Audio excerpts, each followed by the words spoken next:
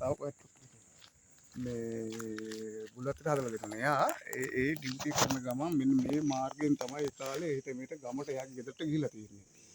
ඉතින් යනකොට හැමදාම මෙතන ලොකු දිය පාරක් තිබිලා තියෙනවා. ඒ දිය පාර හැමදාම මෙයා බලා යනකොට මෙයා වාරි මාර්ග පැත්තෙන් ලොකු බුද්ධියක් තිබ්බ කෙනෙක්. එයා ඊට පස්සේ එයාගේ උදැල්ලයි එතකොට පස් චාච්චියයි ගල් කටුවයි මිටියයි විතරයි මේකට උපයෝග කරගෙන තියෙන්නේ. මේක එන ගමන් එයා එක එක ගල් ගෙරක් තියලා ගල් ගෙරක් තියලා ගල් දිතට ඒ වතුර පාර හරස් කරලා තියෙනවා. හරස් කරලා පොඩි කෙටි කාලෙකින් මේක වැවක් වගේ හදලා තියෙනවා. හදලා ලංකාවේ ලෝකේ තියෙන එකම ගල් සොරවුවක් තියෙන වැව තමයි මේක. ගල් සොරවුව පොඩ්ඩක් මම ඔයාලට පෙන්නන්නම්. ඊට පස්සේ ඒක හදුවාට පස්සේ දුර්ගා ප්‍රතිමා ඒ කාලේ මයියාගෙන චෛත්‍ය ප්‍රතිස්ථාපනය කරන්න ඇවිල්ලා තාවකාලික මාලිගාවක තමයි ආ ජීවත් වෙලා ඉඳලා මෙහෙ ඉන්නකොට රතුමාට කියලා මම මේ වගේ දෙයක් කරා ඔබ තමයි ඇවිල්ලා පොඩ්ඩක් බලන්න මේක කියලා එයා ඇවිල්ලා බලනකොට රතුමා මේ මාර්ගෙ දිගේ තමයි ඇවිල්ලා තින්නේ. එනකොට මේ දැකලා බොහොම ලස්සන නිල් පාට වතුර පිරලා තිබු ලොකු වැවක් තිබිලා තිනවා. ඒකෝර එයා දැක්කට පස්සේ බොහොම හරසාරි මෙයා කිව්වා මේක ඉස්සල්ලාම ලොකු හරබර කියන්නේ එයාගේ තනියෙන් ශක්තියෙන් හදපු හොඳ වැවක් කියලා එයා හරබර කියලා මේකට නම තියෙනවා. එතකොට ටික කාලයක් ගියාට පස්සේ හරබර කාලයක් ගිහලා සරබර කියලා ජනප්‍රවාදයේ ඇවිල්ලා ඊට පස්සේ තමයි මේක සොරබොර වෙලා තියෙන්නේ. ඊට පස්සේ මේ කාලයක් මිනිස්සු මේකෙන් වතුර අරගෙන කුඹු ගොවිතැන් කරලා හොඳ කාලයක් තිබලා තිනවා. අපිට හිතා ගන්නවත් බෑ මේ වැව් බැම්මම බැලුවම අඩි 40ක විතර ලොකු පරතරයක් තියෙන ලොකු වැව් බැම්මක් තියෙනවා. සාමාන්‍ය මිනිස්සුන්ට කරන්න පුළුවන් දෙයක් නෙවෙයි. බුලතා කියන්නේ මිනිස්සු 10-15 දෙනෙක්ගේ ශක්තිය තිබ්බ කෙනෙක්. එයා ඒ වගේ ලොකු දේවල් කරලා තියෙනවා. අපි ගල් බැම්මේ ගල් සොරවුව බලමු. ඒ වගේ ඕනෑ ගොඩක් ඔයාලට YouTube වල තියෙනවා.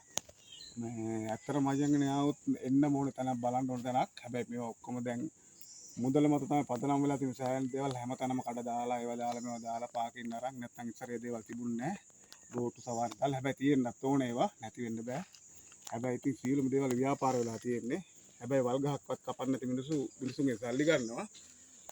මේ කමන්නේ අපි බලමු ඉස්සරහට ගිහිල්ලා ගල් සොරවුව වලට පෙන්නන්නම්.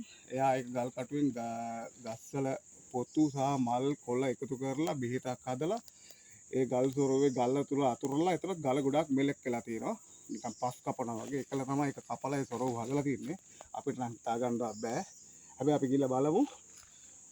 තා පොඩ්ඩකින් මම පෙන්නන්නම් ඔයාලට. අපිට මහන්සි සෑහෙන ලොකු වැවක්. සාමාන්‍ය කිලෝමීටර් 3-4ක වටේ ඇවිදින්න තියෙනවා. අපි දැන් ඉස්සරහ ගිහලා බලමු. අපි වැව පෙන්නන්නම් ඔයාලට සම්පූර්ණ නිකන් බලන්න ඔයාලට විශාල වැවක් අක්කර ගානක තියෙන වැවක්. ඔයාලා මේක මෙතනට ඇවිල්ලාම බලන්න ඕනේ. අපි ඉතින් මේ වගේ දේවල් කරනවා. සෑහෙන මානසිකව අපි ආවේ එන දුෂ්කරතා මැද්දේ ඉඳලා අපිටත් පොඩි සපෝට් එකක් දෙන්න ඔයාලට දෙයක් දැනගන්න. මගේ බෙල් අයිකන් එක ක්ලික් කරලා සබ්ස්ක්‍රයිබ් කරලා අපිට මේ ගමන යන්න පොඩි උදව්වක් කරන්න. ඉස්සරහට ලොකු වීඩියෝ තියෙනවා. තව සෑහෙන දේවල් කරන්න තියෙනවා. අපිට හම්බෙන කාලේ තමයි අපි මේක උපරිම කළමනාකරණය කරලා කරන්නේ. ඒ හින්දා මේ අපි දැන් තව පොඩ්ඩකින් ගල් සොරවුව වලට පෙන්නන්නම්. කොහොම ස්තුතියි. अरे या बूढ़ का अरे बूढ़ का ඔයාලා මෙහෙට එනවද? මෙතනට එනවා? හා හා. ये बंद करने अपने बटन में ये बहुत नहीं बे अरे या बूढ़ का अरे बूढ़ का ඔයාලා මෙහෙට එනවද? මෙතනට එනවා? හා හා. ये बंद करने अपने बटन में ये बहुत नहीं बे අපි බුලත යෝධය කරපු ගල් සොරව පෙන්නන්න තමයි ඔයාලට ආවේ. ඒක අඩි 30ක විතර ලොකු ගැඹුරට කපලා තියෙනවා. මේක කපලා තමයි යා ගල් කටුවයි මිටියයි පාවිච්චි කරලා තියෙන්නේ. දැන් කාලේ නම් හිතා ගන්නවත් බෑ මේ වගේ දෙයක් කොහොමද කරේ කියලා. ඔයාලා නම් පේනවනේ තනි කෙනෙක් මේ වගේ දෙයක් කරනකොට කොච්චර අමාරු කටයුත්තක්ද මේක කියලා. මේක තමයි මේකේ සොරවුව. අපි එහා පැත්තෙන් ගිහලා වතුර මට්ටමත් ඔයාලට පෙන්නන්නම්. මුළු ලෝකෙටම එකයි මේ වගේ ගල් සොරවුවල් තියෙන එකක් තියෙන්නේ. කවදාවත් නැති වෙන්නේ නැහැ, කැඩෙන්නේ නැහැ, දිය වෙන්නේ නැහැ. ඊටාම ශක්තිවන්තව හදලා තියෙනවා. මේ වගේ මේක තනිකරම කළු ගලක්. හැබැයි එයා ඒ කාලේ මේක මේ ගස්වල කොළ පොතු මල් එකතු කරලා බෙහෙතක් හදලා තමයි මේ ගලට දාලා මේක හාරලා තින්නේ. නැත්තම් හිතා ගන්නත් බෑ. අඩි 200ක 300ක දිගට වගේ මේ සොරව කපලා තියෙනවා. එහා පැත්තෙන් අපි ඔයාලට ගිහලා පොඩ්ඩක් පෙන්නන්නම්. මේකේ දැන් තියෙන වතුර මට්ටම මේ උඩට තියෙනවා.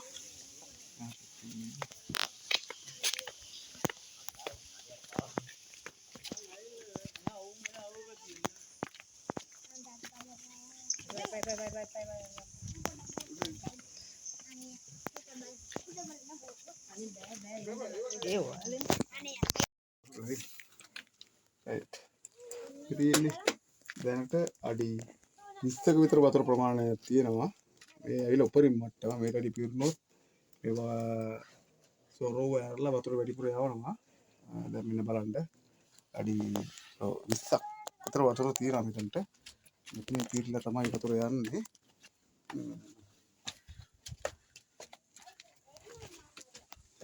right. මේ වගේ බෝට් සවාරියක් තියෙනවා. ඔයගොල්ලන්ට ආවොත් යන්න පුළුවන්.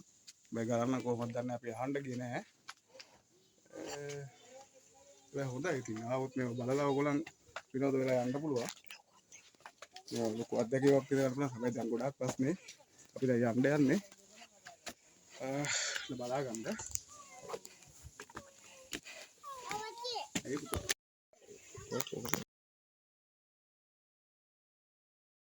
අපි මුලත යෝධය කරපු ගල් සොරව පෙන්නන්න තමයි ඔයාලට ආවේ. ඒක අඩි 30ක විතර ලොකු ගැඹුරට කපලා තියෙනවා. මේක කපලා තමයි යා ගල් කටුවයි මේකේ පාවිච්චි කරලා තියෙන්නේ. දැන් කාලේ නම් හිතා ගන්නවත් බෑ වගේ දෙයක් කොහොමද කරේ කියලා. ඔයාලා නම් පේනවනේ තනි කෙනෙක් මේ වගේ දෙයක් කරනකොට කොච්චර අමාරු කටයුත්තක්ද මේක කියලා. මේක තමයි මේකේ සොරවුව. අපි එහා පැත්තෙන් ගිහලා වතුර මට්ටමත් ඔයාලට පෙන්නන්නම්. මුළු ලෝකෙටම එකයි මේ වගේ ගල් සොරවුවල් තියෙන එකක් තියෙන්නේ. කවදාවත් නැති වෙන්නේ නැහැ, කැඩෙන්නේ නැහැ, දිය වෙන්නේ නැහැ. ඉතාම ශක්තිවන්තව හදලා තියෙනවා. මේ වගේ මේක තනිකරම කළු ගලක්. හැබැයි එයා ඒ කාලේ මේක මේ ගස්වල කොළ පොතු මල් එකතු කරලා බෙහෙතක් හදලා තමයි මේ ගලට දාලා මේක හාරලා තින්නේ. නැත්තම් හිතා ගන්නත් බෑ. අඩි 200ක 300ක දිගට වගේ මේ සොරව කපලා තියෙනවා.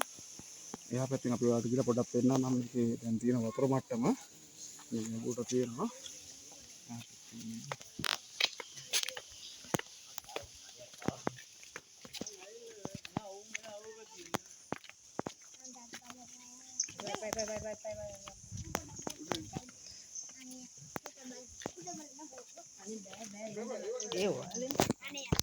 සොරව්වේ යටපැත්ත පෙළට තමයි අපි දැන් ඇවිල්ලා ඉන්නේ. ඔන්න බලන්න. මෙතන කොහොම මීටර් 100ක විතර දුරට කපලා තියෙනවා මේ ගල යටට. ආල් පේර වැතිනේ. තනිකරම මේ අතරක් විතර අඩි 100ක් විතර යට කපලා තියෙනවා. මේක ඒතරෝ මෙහෙන් ගිහිල්ලා මේ පැත්තෙන් තමයි පිට වෙන්නේ. වතුර ඇරලා නැහැ. වතුර ඇරියා නම් එහෙම ගොඩක් වතුර යනවා මෙතනින්. right. ඔන්න බලා ගන්න.